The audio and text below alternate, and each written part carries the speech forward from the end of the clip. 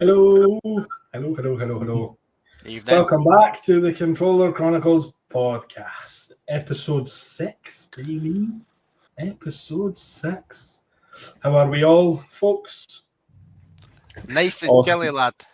all good, mate. All good Nice indeed. and chilly, rocking the wife beater the night flump. Love Well, I had a wife to beat me. it. All right, we'll get you one. We'll blow her up. Um, Win!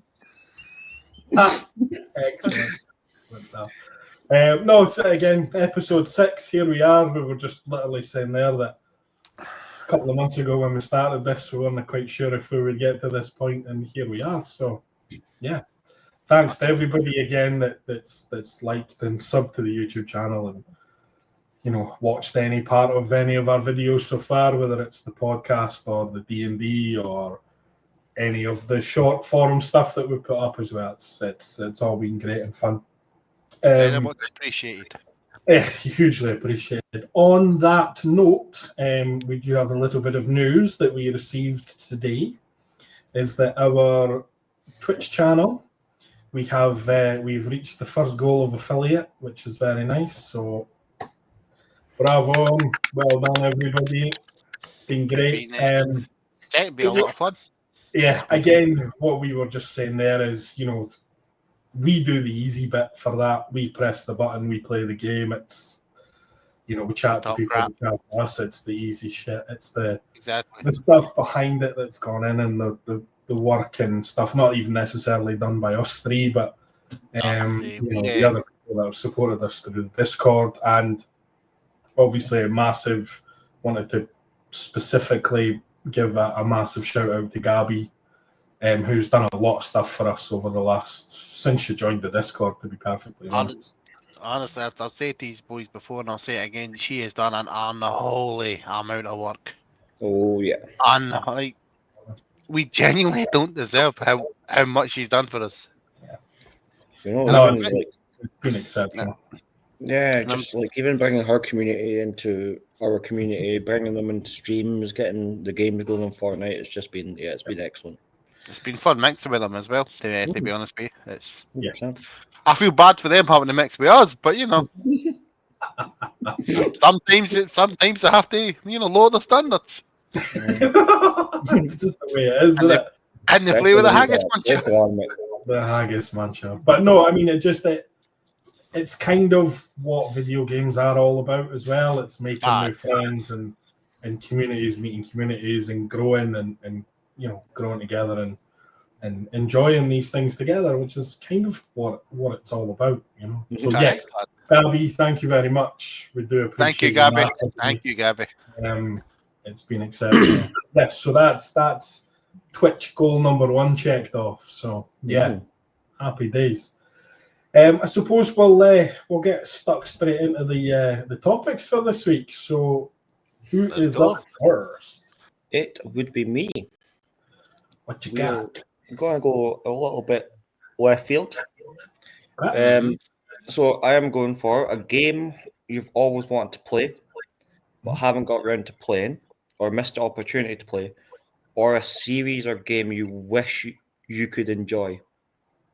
Okay. So I'm a way to take. I started it off as the original 2, then I've thought about it more, and I want to obviously touch on a game that I wish I could enjoy playing. A little bit of a personal thing for me. You guys know I've also started the process of getting tested for ADHD and autism, so that my sort of concentration levels are very, very, very low. So from young age, I had friends close to me that really enjoyed the Final Fantasy series, and I always wanted to get involved and play it and enjoy it. But every time I went to play it, I just couldn't focus or understand what was going on. Yeah. Even back to you, Nipper, trying to teach me how to play one of them, I was super stressed. And when I've watched streams of people playing it, I've sat in like James's house and watched him play it. I've really enjoyed it, and I went, I'm going to go home and pick it up and play it. Can't do it. The only exception would be the remake, Final Fantasy VII remake. that I'm still playing through it now and again, but I can't. That's half an hour, 20 minutes at most before I'm just exhausted. So yeah, that would be my choice. And what do you think is it that about specifically Final Fantasy that just exhausts you in that time? Is it like the sheer amount that's on the screen? Is it just the amount of stuff to do? It's 100%. Yeah, it's a lot on the screen and a lot to do, and I can't sit and read the text. It's the same as like now if I log into Destiny, because I've not been on in ages. There's so much that pops up on the screen, and I'm like so overwhelmed that it just gets turned off. So yeah, Final Fantasy would be the game that I was always wanting to get involved in, but just couldn't because my own issues. Yeah, there we go. Yeah, you see your own issues, but it's also up to the likes of these game publishers to make these games as inclusive and as accessible to as many people as possible. So it's one of these things. I get it. I totally get it.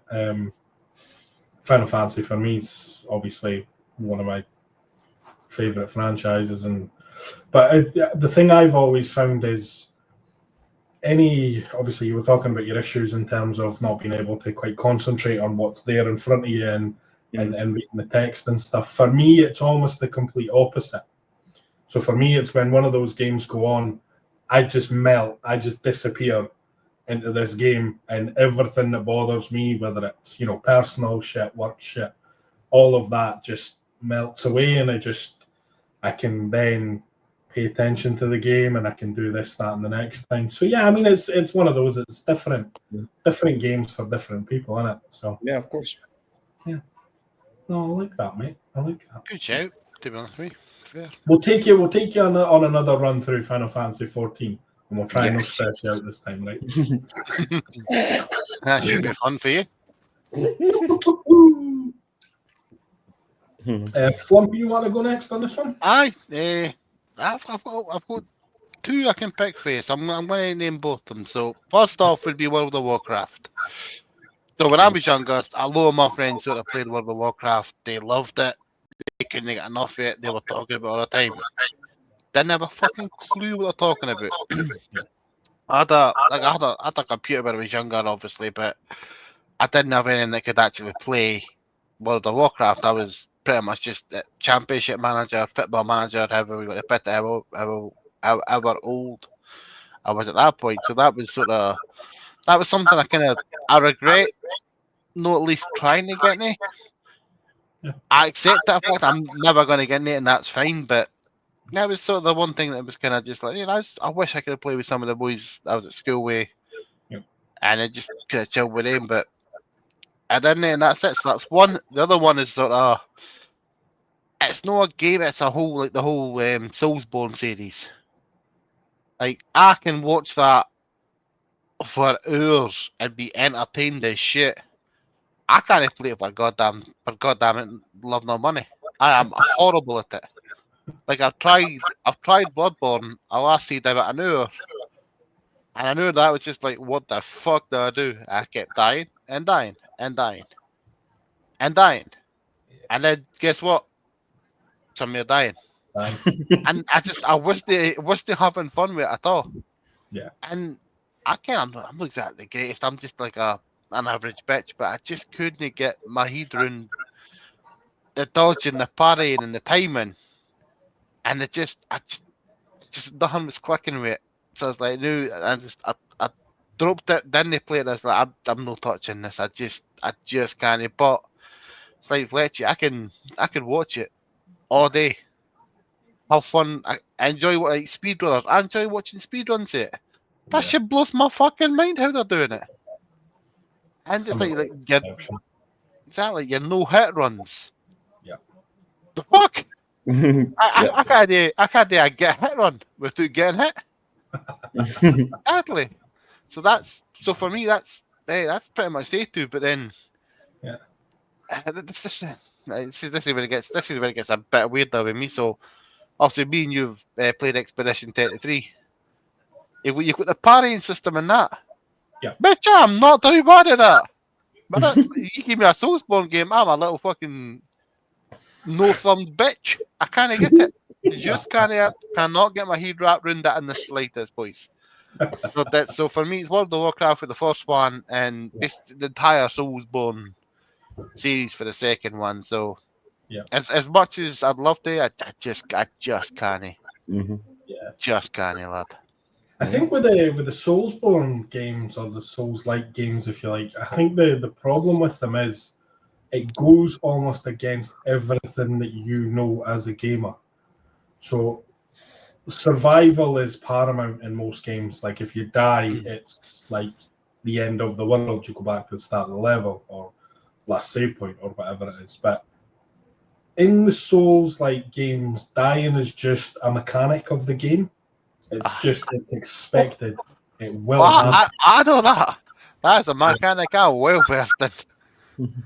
And it feels unnatural until you can actually, figure out that it's a mechanic of the game. It's just another dodge. It's another parry. You will die. It's going to happen. So, it's about acceptance. Yeah. Essentially, 100%. I accept them shit. I ain't touching it. I like the World of Warcraft one as well, to be fair. It's one I've never really got into either. And obviously my love of MMORPGs is quite well known. It's quite high.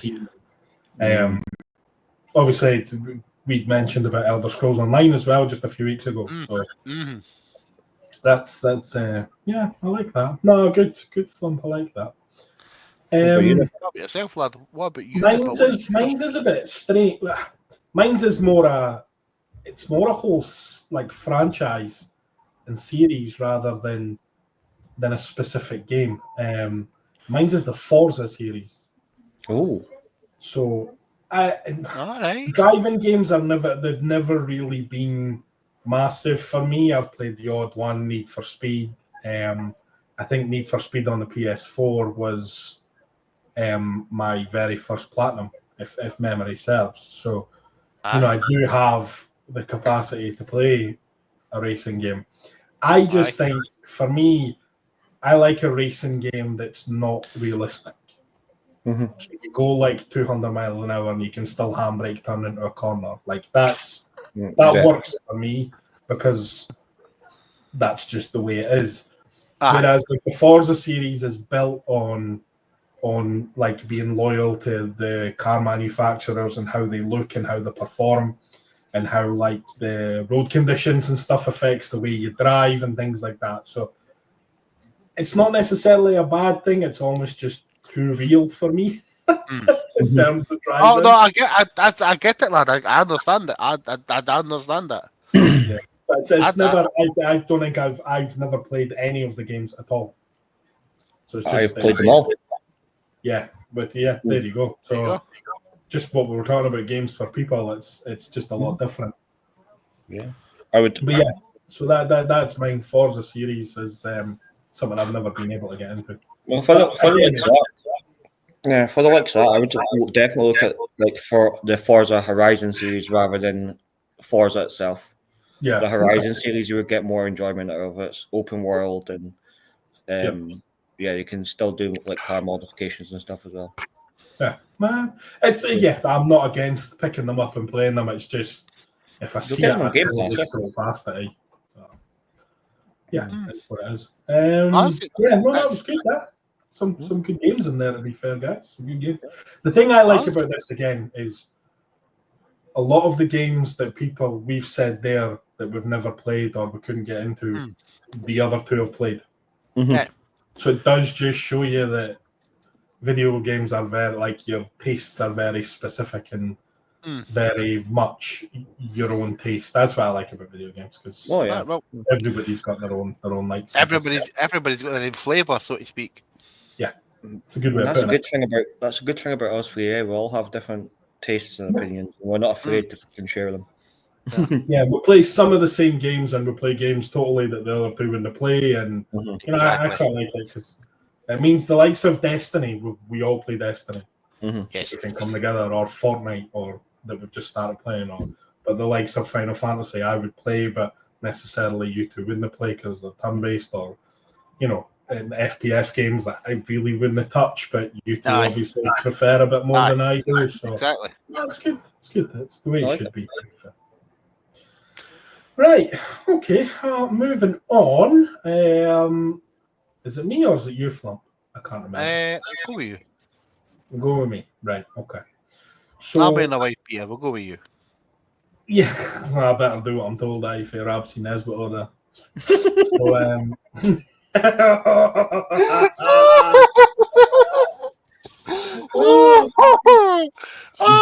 Lift almost sweat my boss off, you bitch. Right, so mine's is a little bit controversial and a little bit. There's a lot of probably a fair bit of talking to do about mine. So mine's is a plot twist in a video game that you've never quite gotten over, or when you still talk about it now, you're still passionate about how you talk about it, which means it had an impact on you. So mine's is the Would You Kindly BioShock plot twist. Okay. So, I'd never played the BioShock games until COVID, and it came. I think the whole series had gone on to PS Plus, so I think it was just a case of download them all and we'll just work our way through them all.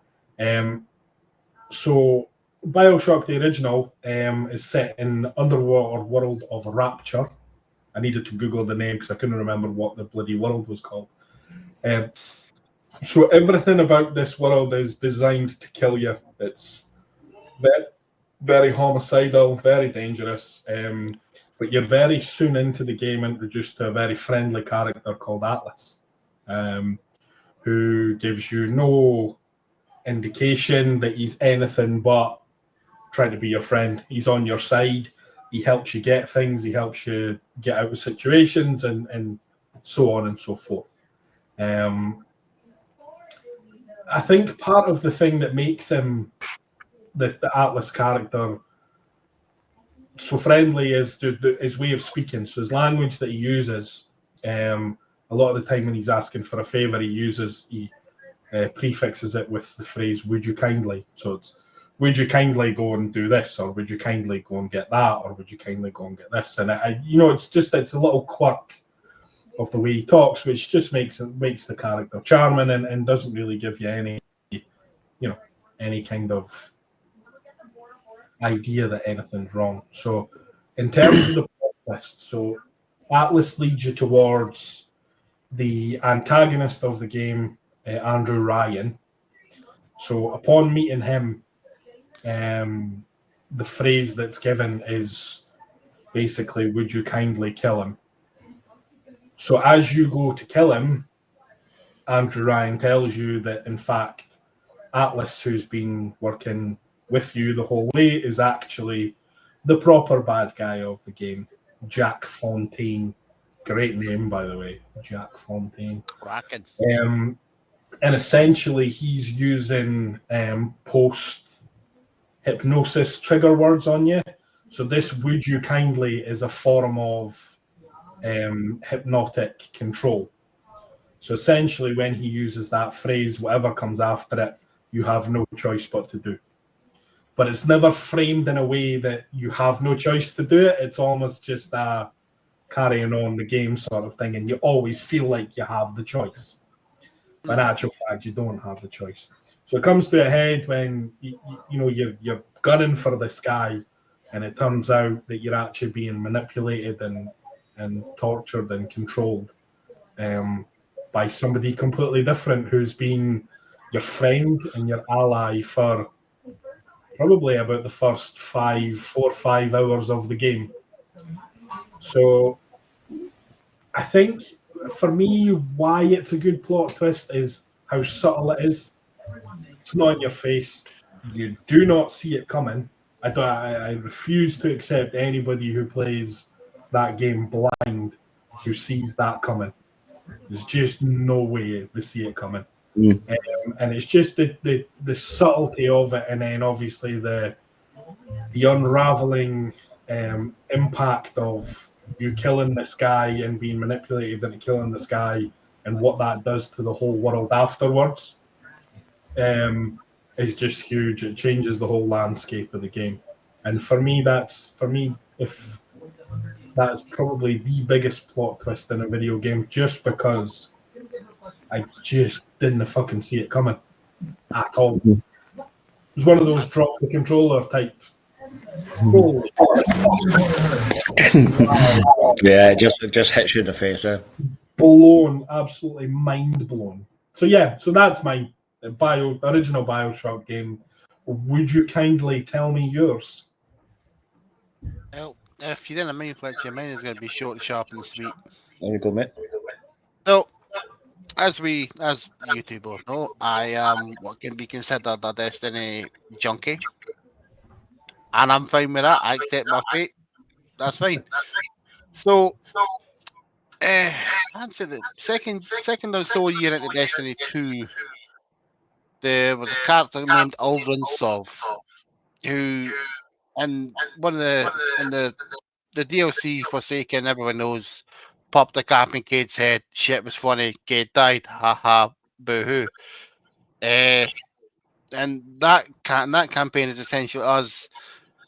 We've seen Cade's dead body. Beautiful. It's a fucking hunter. Fuck them hunters. The all-way campaign. You can suck a dick. Going through all the way through the campaign, finding his generals, if you want to call them, his barons, and eventually finding Alden Sov himself and going chitty chitty bang bang. Put a wee bullet in his head, which was that felt good. So that was fine. He was dead. Campaign Forsaken, fantastic.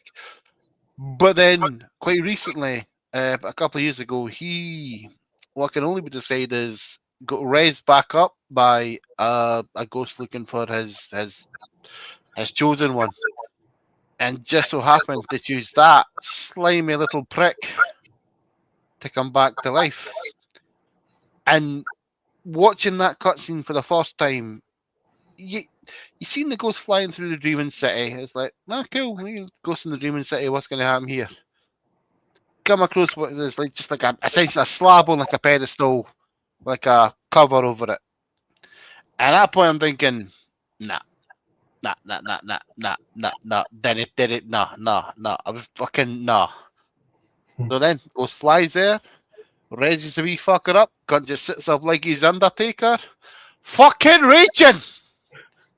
I didn't want that wee prick to be alive. He had a bullet in his head. Flumpy was happy. Kate had a bullet in his head and he was happy. And this wee fucker decides to just get raised up. And that was shocking because I thought he was dead.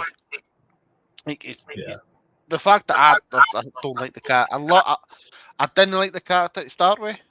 Still don't like the character. I accept him, but I don't like him. Just guy's a bitch.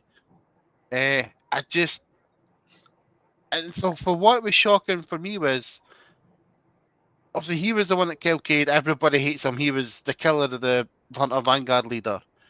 He's been raised up, and as we now know with some lore in the game, he has zero memories of what happened. He knew not a goddamn thing. And when I seen him, he's like, he's gonna have a fucking redemption arc. Motherfucker. And so, as I say, it's short, sharp, and sweet. It's nothing special. It's just that still sticks to me. I still talk to people today about it. They're like, "Oh, I'm happy he died. I still don't like him." I'm like, I'd put a bullet in his head for him. But anyway, it's just short, sharp, and sweet. Aldrin Sov being raised up for the dead to become the Crow, who's now become the leader leader of the Hunter Vanguard. What a prick. I think as well, like that whole thing as well was difficult to take because of how well liked Cade as a character was. I understand it.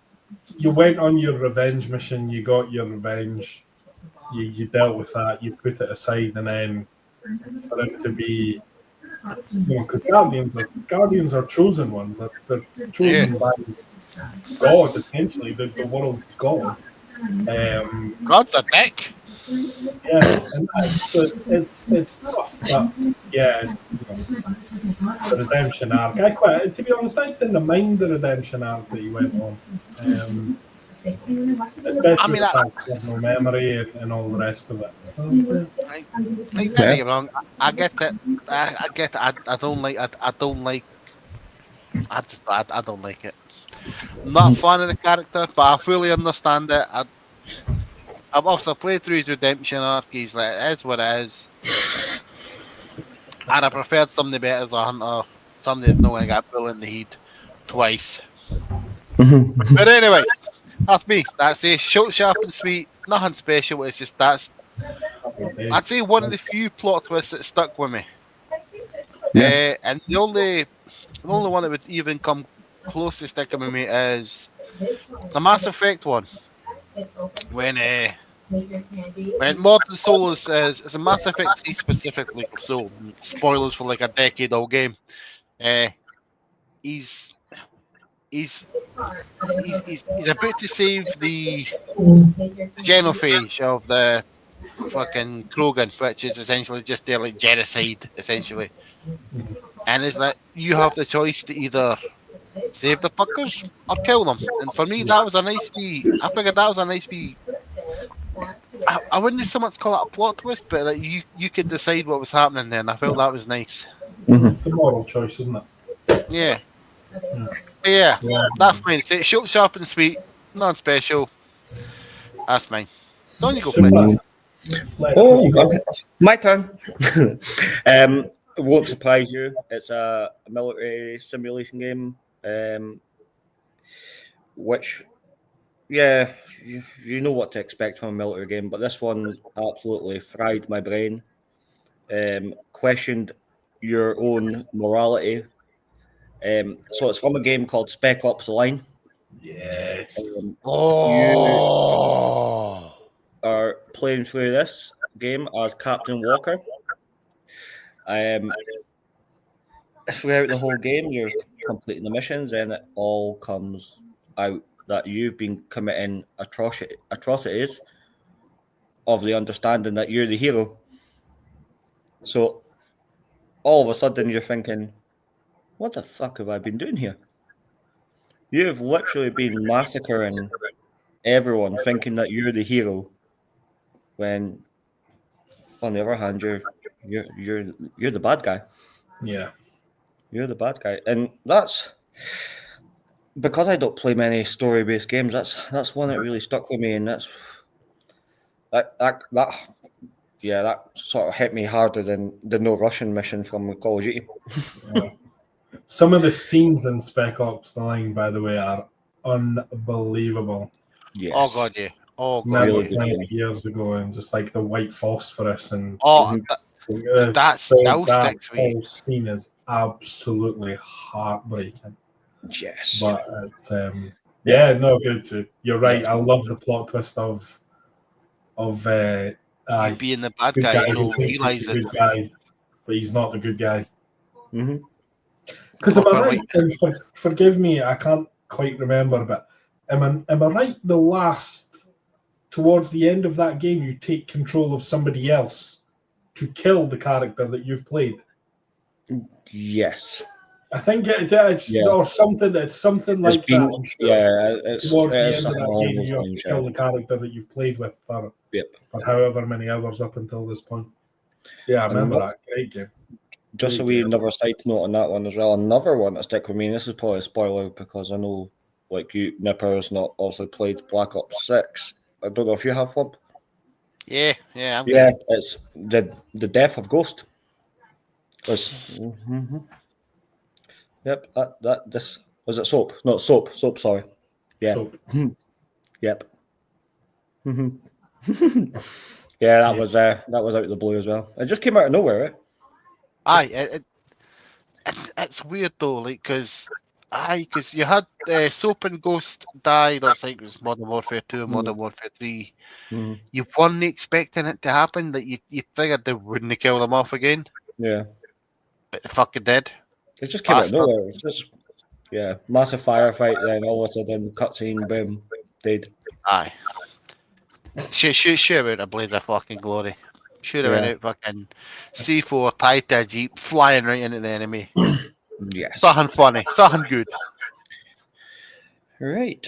Because is that the one where after he dies, does Price go on a bit of a rampage after that? I think I do remember it actually. Yeah, he's basically like, I'm going to kill them all of them.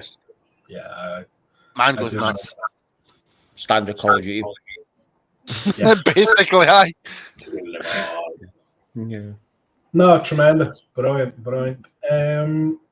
So we'll move on to the third and final topic of the evening, which I believe is Mr. Flumps. So, I have a bastard and baller question to ask about you. So, this comes from my brain as well, so they share it today, boys.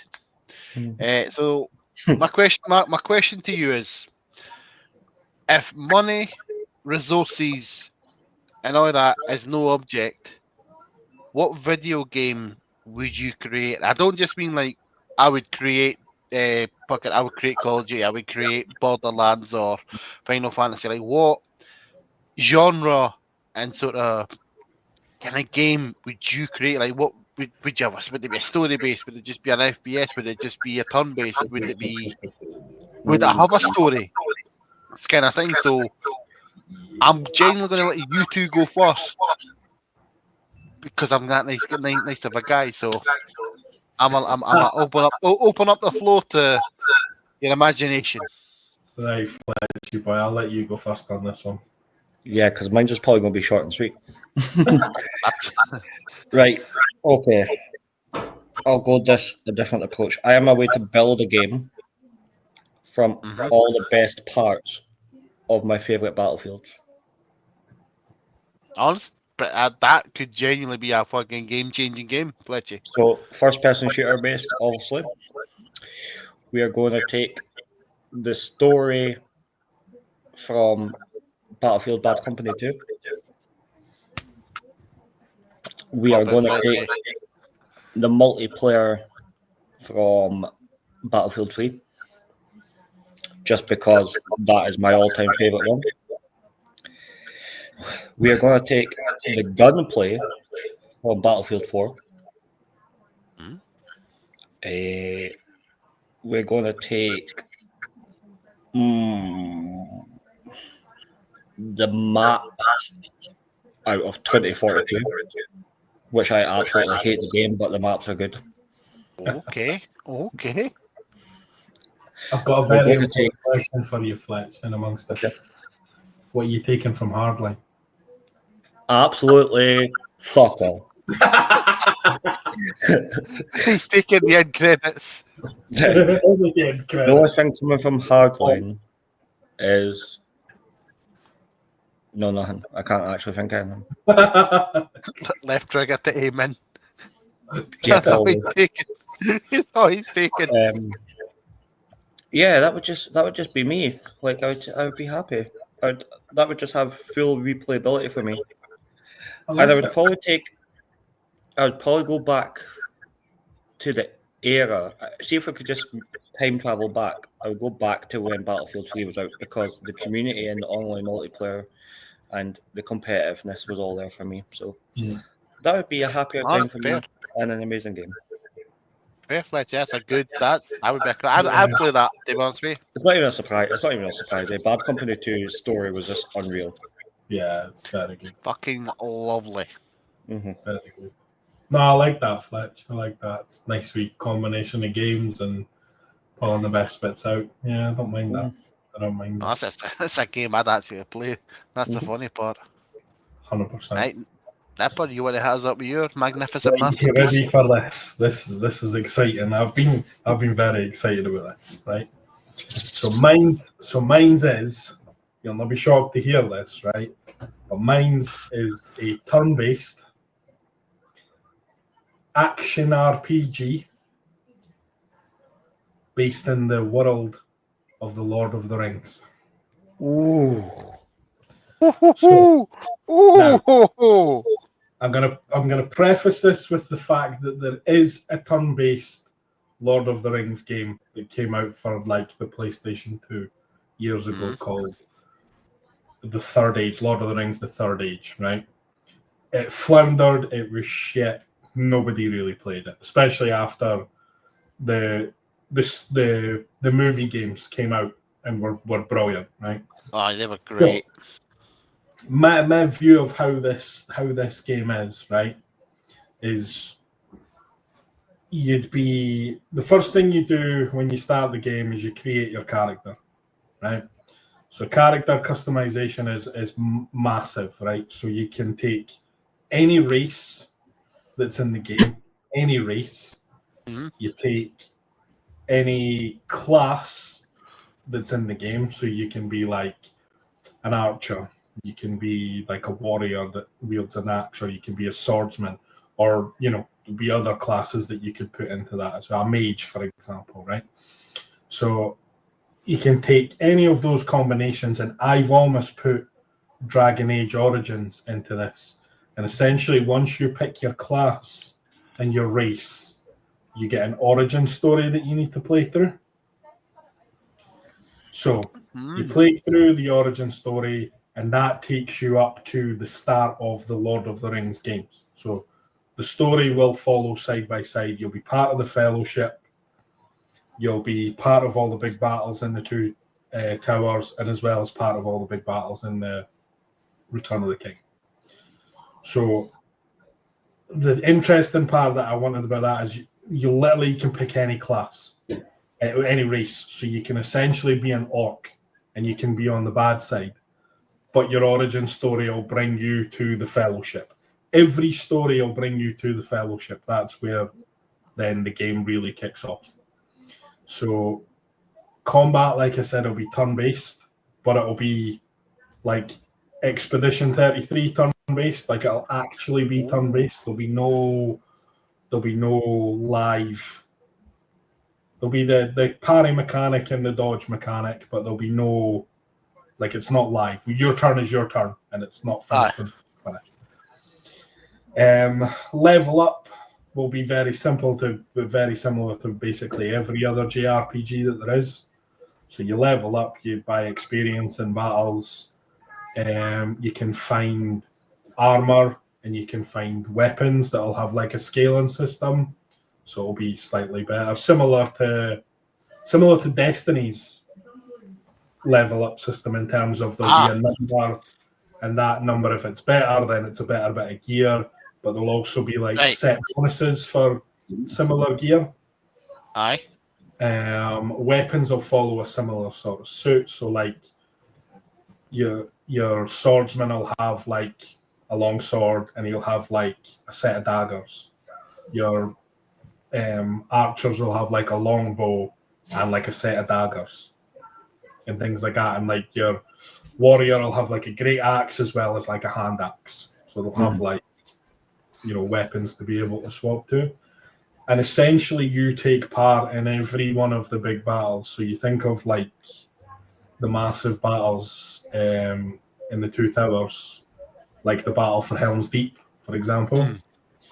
That'll take place, and obviously the idea will be it's open world to a certain degree, but it'll just be that set part of the world will be open. So it'll be linear to a degree, but also the part of the game that you're in will be open world, as in you can explore all of the map. And just kind of taking on set pieces and things like that. And your boss battle at the end of the game will be you fighting some incarnation of Sauron. And then as you beat him, is as Frodo drops the ring into Mount Doom. End of game. Roll the credits. Give me all your money. Oosh. That's a fucking banger, mate. Banger. I think even I would be able to play that game. Put a lot of thought into that, by the way. Yeah, I think I would even manage to play that. Yes. That seems fun. Yeah. I think I would enjoy that. So that's where my brain immediately went. Right, Flumpy. I thought it was good till I heard nippers. But so what you got? It's a bit of a mashup of games. It'd be like a bit like a Hitman, a bit like a Deus Ex kind of thing. So essentially it's a stealth RPG first person shooter. Okay. And if you've ever played The Warriors on the PS2, it would follow that kind of story. Okay. But it's based in my hometown. Oh, exactly. So this is where I'm thinking it'd be good. So my hometown, there's a big park right basically in the center of it.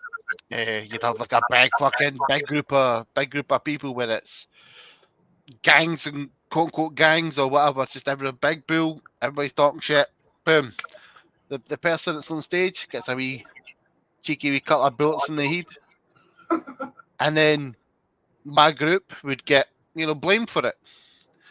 Now this wouldn't be just you playing solo. You could play you up to 4 people, which I think would be pretty good. Yes. Maybe more, but I'd see how it goes. So everybody has like their own wee area in my town. So I'm not going to spoil it because my town's a shithole, but it's my shithole, so leave me be. Like you'd have to get like for where you are in the middle of it, you'd have to get your wee area on the outskirts, sort of further away. But you've got everybody else gunning for you, literally gunning for you, and you've got your weapons. So you'd maybe found like a 2x4, crack somebody in the skull, a golf club, a cricket bat, surprisingly. Stuff like that. But then you'd find a couple of weapons here and over there. You'd find maybe find a couple of wee pistols, dual wield them. Maybe find a wee assault rifle. Wouldn't it be the first time in this town? Maybe find a shotgun. Definitely wouldn't it be the first time. So then you got to sort of get for the centre bit to your area. That's the prologue, by the way. That's just the prologue.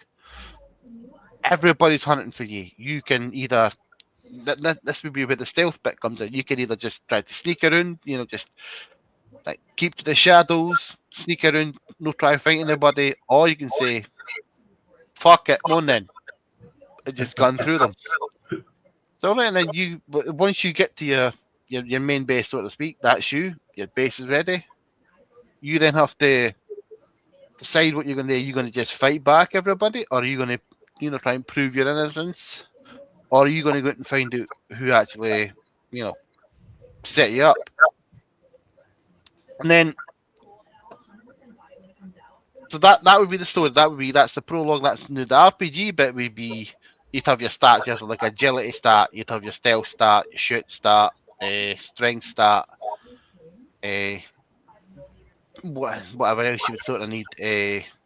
Intelligence stat, because how are you going to craft a weapon here? Also, you probably consider a wee bit like Dead Island as well, with the sort of the crafting and the shenaniganery. Yep. So you got that too in it there. And that's the nice thing. Obviously, the FPS and the stealth is that can be co-op game. So the story would then be that's you're back at base, you decide what you're going to do, and that's where the RPG role comes in. It's like you decide what's going to happen. You're running these people. Are you doing this? Are you doing that? It's like who's gone where? Are you going to build and you have like a bit of base building in? You'd have all that kind of like. Are we going to solidify this bit because we can Group A is going to come? Are we going to do this bit because Group B is coming? Yeah. And what we're going to do? And then it's like so. You'd have the Act 1 would be. You made the decision. Are you sticking or are you going to find out? So you found out. For instance, you went and found out who it is. Prove your innocence. Fantastic. That group's been dealt with permanently. So they're gone. Then that finishes Act 1. Act 2 would be you then deciding like we're not having this bullshit happening to us again. Grow yourself, get bigger, get better. And that's so Act 2 would be short, sweet.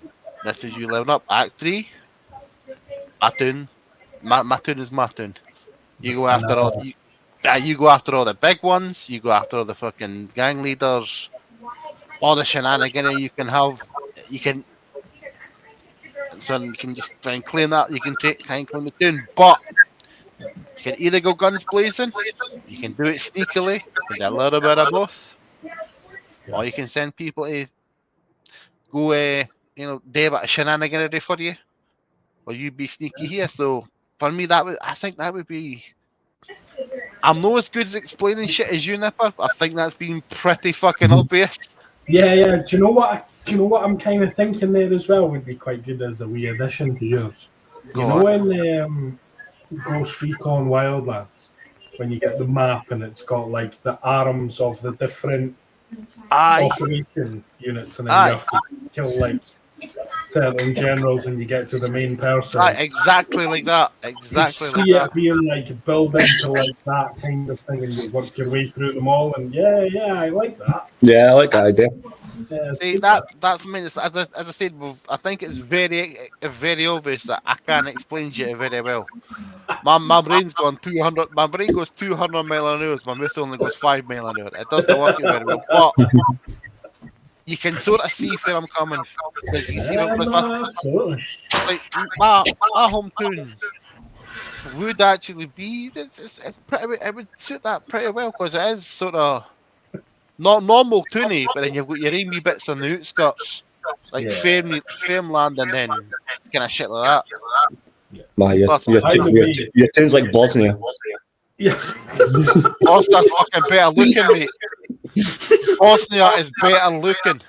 It's my fucking team that didn't give me a fish. What a game that is. The Warriors, by the way. Oh, mate, underrated. The fuck. Wow. I tell you, that's a game that falls into the should be remade on the current gen. Absolutely, mate. Absolutely. Brilliant. No, I like that game is highly underrated. Yeah, hugely. I like that. A little bit of creativity and some ideas and the style. It's good. So, any game developers out there who need a hand, we're here. Just drop us a wee email. We'll Dice. help you. Shit out. Listen to them, man. Just sort your shit out, Dice. RPG Lord of the Rings game that's good. I'll bring 2 sports bras. You can use one and all. Brilliant. No, good stuff, guys. So that's our segments done for this week. So we've decided to bring back the Chronicles treasure chest for episode 6. Mm-hmm. So the treasure chest, for those who haven't watched any of the previous episodes, is a recommendation from us to the viewers of a game that's maybe not quite mainline, but maybe is, but it's a game that definitely should be slept on and should be played. So I'm happy to kick mine off first. Mine's is nice and easy. Mine's is a whole franchise, and it's the Kingdom Hearts franchise. Fair. Now, again, mine comes with a little bit of explanation in terms of go into the Kingdom Hearts games not hoping that you'll understand the story, because you fucking won't. Right? It's as simple as that. You will not understand it. If you do, you're an infinitely better person and gamer than I am by a massive stretch, because this story is so convoluted and so absolutely batshit crazy and unnecessarily complex that it's just pointless. However, you've got Disney characters, you've got Final Fantasy characters, and you've got a whole host of other villains as well that appear in it. So the games follow you go from world to world in Disney. So you could be in like the Hercules world fighting alongside Hercules. You then can go to, I don't know, I think the latest Kingdom Hearts has got like Frozen in it. And it's just you go to all worlds and you help and you meet with the heroes of these worlds. So you meet like Hercules and Tarzan and all of these characters, and they kind of sprinkle a bit of Final Fantasy in there, so you get a bit of Cloud and Sephiroth, and you get a bit of Leon, and you get a bit of Leon Squall. You get a bit of Orin as well in the later games, so they're just fun. They're easy, and they're just very, very straightforward games to play, and they're colourful and they're nice, and I just like them. They're nice. They're nice. I like them. So yes, that would be for this week. My recommendation would be the Kingdom Hearts franchise. Ooh, lovely. Bump? Aye. So a wee while ago, I think close to a year ago, Epic Games was giving away a game called The Spirit and the Mouse. The wee sort of photo that I seen on the store page it looked cute, so I thought, fuck it, it's free. I downloaded it. That shit is massively underrated, and it's no exactly a massive game. It's no sort of top tier. It's just a really simple chill game where you control a mouse looking for electricity to power boxes in a French village called Santa Claire. What happens here is there's a thunderstorm in this village. Power goes out, and a spirit guardian called Lumina, funnily enough, it gets trapped in like a tower, like an electricity tower rod sort of thing. And this mouse finds its way up there, speaks to him, and then they two team up, become like a wee squad to just find the power throughout the village of Santa Claire to help the villagers power everything up and just make the place better. And it's just you're controlling a little mouse, flying about the city, the village, solving puzzles, talking to people, sort of thing, fixing problems, and just finding other smaller spirits to collect and put the power boxes and just power up the city. It's as simple as that. It's nothing big, nothing clever. It's just really lovely. It's cute and it's really chill. Sounds nice. Dude, nice is genuinely the only other way you can put it is it's just sit back in your chair, put your controller on, and just enjoy it. Just play it. Honestly, fantastic. And to add to that, the Warriors for the PS2. Yes. Yes. Warriors. Right, let's see what's yours, my friend. That's your boy. So, mine's is going to be Ace Combat 7 on the PS4. Nice. Taking me away from my normal comfort zone of first-person shooters. This is a flight simulator. More like, you're shooting the shit out of things, to be fair. Ace Combat 7 provides a good challenge. There's a few spicy missions in there where you're required to fly through tunnels and canyons and tight spaces. The missions really do a good challenge. It's a really enjoyable game. I actually think I might stream it in the next couple of weeks, to be fair. That's a shout. So you guys, by the way, so everyone can have a look and hopefully share the same enjoyment as myself. The multiplayer is really good on it. There's co-op as well, which is makes it really fun because just you and a friend can just fly about, shoot and share things. I like it. Yeah, I really enjoyed it. Yeah, fantastic, lad. Good shout. Good shout. Nice. By the way, you see, for us, absolute chaos harvesters. Those three games that you just suggested there are very calm, very chilled out, and very very fucking very woo, very wee. Yeah, no, I like it. Thing is, you will be the same as me. Sometimes you don't really want to think about what you're doing, and you just want to, just literally sit there with the controller and just mind-numbingly go through it. That's That's why I always have like a FIFA game or that installed on my PlayStation, just so I can just chill. Fair, honestly, yeah. Well, just very, very quickly, if you can indulge me just for 1 wee second, this is just it's a game that's kind of popped into my brain that I've been playing a bit of this week. It's called Blueprints, and that's prints as in royalty. So it's going to be difficult to explain, but I'll do my best. So essentially, you're given a mansion. Now, this mansion, every room you go through, it's procedurally generated. So when you go to open a door, you get to pick one of 3 floor plans that appear in this next room. So the idea is you're meant to solve puzzles by going through this, and you've got a certain amount of steps that you can take every day. And then obviously it starts again the next day. When you go into the mansion the next day, all the rooms are white.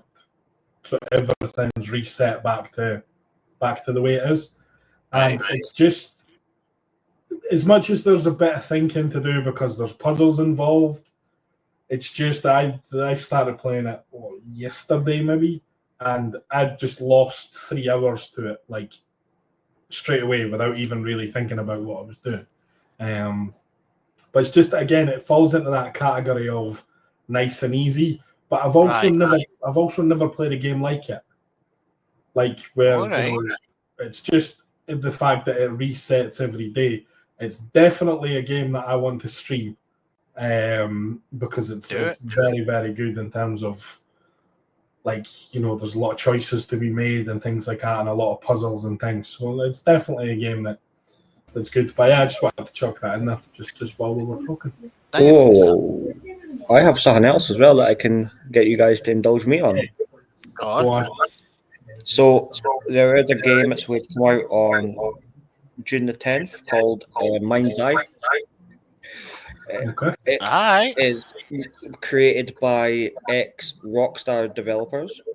And the videos and what I've seen of it is looking very, very tasty, boys. Yeah, I've seen what you're on about, Fletcher. It looks fucking fantastic.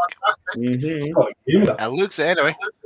Yeah, so I would definitely recommend, if you've not had a look at that, checking that out. And yeah, I might pick it up and get it on stream as well. Is there any indications in the video what sort of game it is? Yes, it's very like, you know what, it reminds me of Cyberpunk. Okay. Like from when I was watching Flump stream a bit, it reminds me a little bit of Cyberpunk mixed with Grand Theft Auto. Okay. Nice. So definitely want to check it out. I've not seen that, so definitely want to look, I've seen that. I've seen the trailer for it. That's a bit, but I mean, if it's going to be like that, it could be a cracking big game. 100%. Yeah. Nice. Have to wait to find out, though. Have to wait till June 10th. Yeah. Unfortunately. Really not. Okay, guys, that's probably we've got through everything, so that's half decent. Decent review. Yeah, not bad at all. Not bad at all. Again, from me, I know this probably sounds boring now because I say it all the time, but I think just from me and I know you guys as well, just thanks to everybody who watches, who's even interacted as far as going into our Discord and joining us on streams. These are things that make a massive difference to us, and proving the point that we set out to make, and that is video games are for everybody. And there is a place for everybody in the video game world. Everybody's welcome. It doesn't matter in our Discord. You've got us. You've also got a bunch of people whose likes in terms of video games expand that even further. So I think, and it's created a nice little atmosphere that we've got in there, and I think it's just really important that we obviously say thanks as often as we possibly can. Yeah, the interaction and engagement is why we're at episode 6 and why we will keep on going. Exactly. But we're enjoying it, and it's everybody gets a say whether we like it or not. It's like if anybody disagrees, agrees, has different opinions, let us know. Yeah. That'll be interesting. I mean, And if you also, go, the treasure chest is there for everybody to add into it. So if you have games that we've not mentioned in the treasure chest at any point that you think people need to know about, please drop a comment. Please let us know. Yeah. We'll look through the comments. We all read them and we all speak about them. And, it's important that views get from the comment section onto here so that we can actually speak about these things. So thank you very much. That's episode 6 done. Sure, we'll see you very, very soon for episode 7. We've also got our ongoing Dungeons and Dragons campaign that will be hopefully another episode of that will be up at some point in the next few days. And we've also got plenty of other things that we're planning on doing. Some of them will be fun for us. Some of them probably not so fun for us. But that's pretty much the name of the game. Why do I feel called out? Why do I feel called out? You fucking should. I fucking do. But no, listen. Thank you very much, everybody. We'll put all the links below to everything in our Discord as well if you fancy joining in the discussion. We'd love to have you. So, yes, thank you very much, folks, and we will see you again soon. Have a lovely evening, day, Thank night, you, guys. whatever it is. Peace. Bye. Take care.